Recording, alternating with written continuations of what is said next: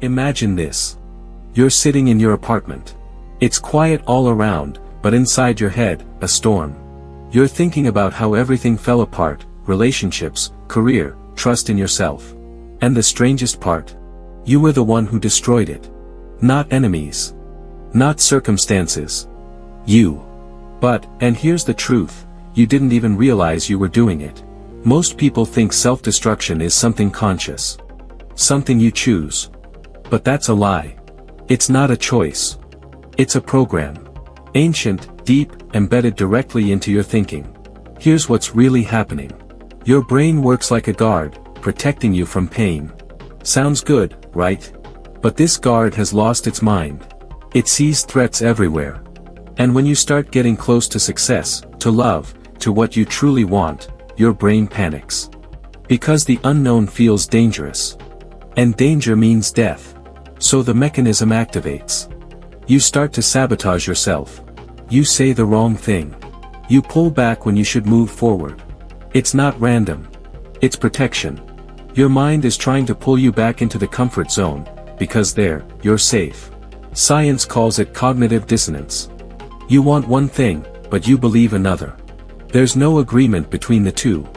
And your brain would rather destroy your reality than let it contradict your beliefs.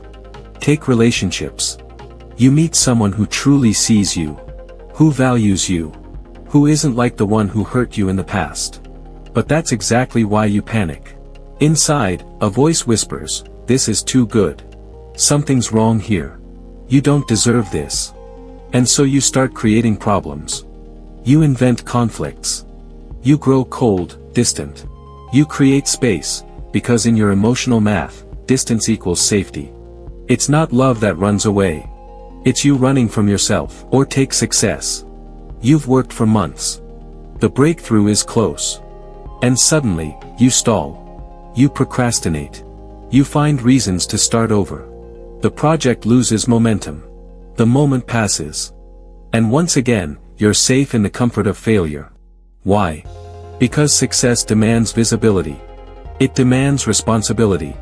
It demands that you become more than you were before. And the bigger version of you is unknown. Maybe it won't handle it. Maybe it'll be judged. Maybe it'll fall. So the familiar version, the losing one, feels safer. Psychology calls this self-esteem. But it's more than an evaluation, it's your identity. You told yourself a story about who you are, unlucky, unattractive, not smart enough. And now your brain guards that story like its life depends on it. It protects it at all costs, even if it destroys you in the process. Because staying a loser feels familiar. And familiar feels safer than unknown.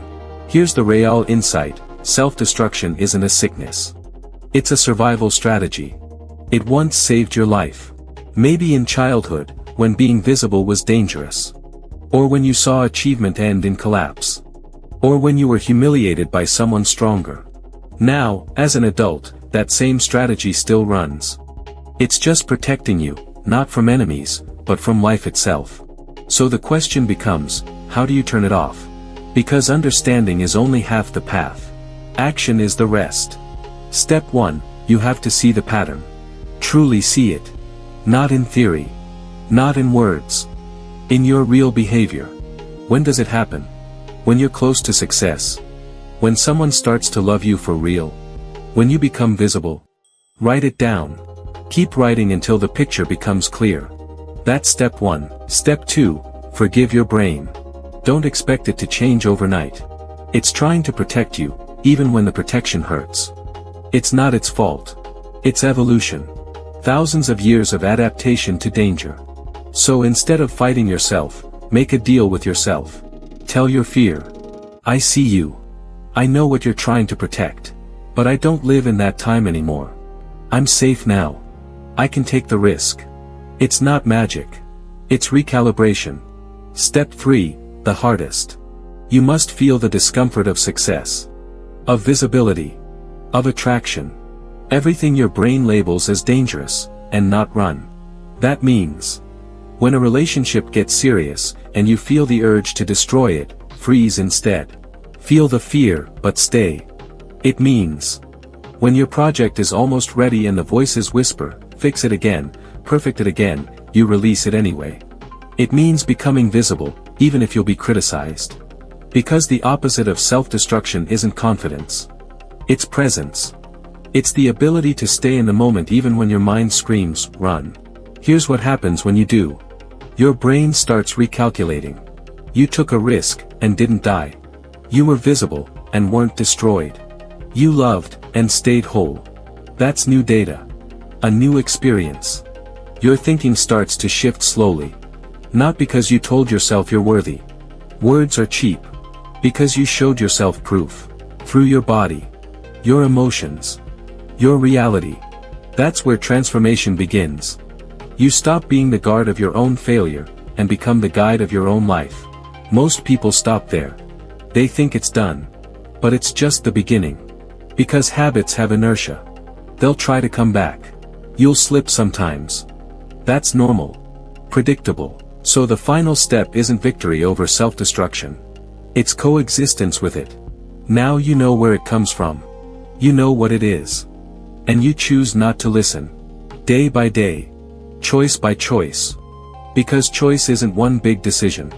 It's 1,000 small ones. It's staying when you want to run. It's telling the truth when you want to lie. It's accepting a compliment instead of rejecting it. And over time, weeks, months, maybe years, something happens. Your life starts to look like the life of someone who actually wanted it. Not perfect. Not magical. But real. Yours. Because true transformation doesn't happen in your head. It happens in your body. In your actions. In the moments when you choose yourself over the habit. And here's the final insight most people miss. Self-destruction was always an attempt at control. By ending a relationship first, you controlled the pain. By ruining a project first, you controlled disappointment. It wasn't madness, it was strategy. But life can't be fully controlled. Pain will come anyway. So will loss. The question isn't how to avoid it, it's who you'll be when it comes. Will you be the one who runs? Or the one who meets it face to face? Self-destruction is rooted in fear. We all know that. But what we don't talk about is what lies beneath the fear. Underneath, there's belief. A deep, core belief that you're unworthy. That you don't deserve. That good things aren't for you. And it wasn't always your belief. Someone gave it to you. A parent. A teacher. Society. The world you grew up in. But now it's only yours if you choose to keep it. Turning off the mechanism of self-destruction isn't a war with your mind. It's a truce with it. It's understanding that it's been loyal. That it tried to save you. But that it doesn't need to anymore. It's the moment you stop being the victim of your story, and become its author. You no longer destroy to protect yourself. You build, because you're brave. And that's the greatest change that can happen in the psychology of a human being. Not the absence of fear. But the decision to act despite it. Every time you do that, you reprogram yourself. Not in theory. In reality.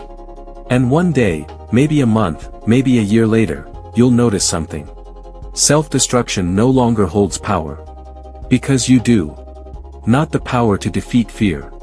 The power to live with it, and move forward anyway.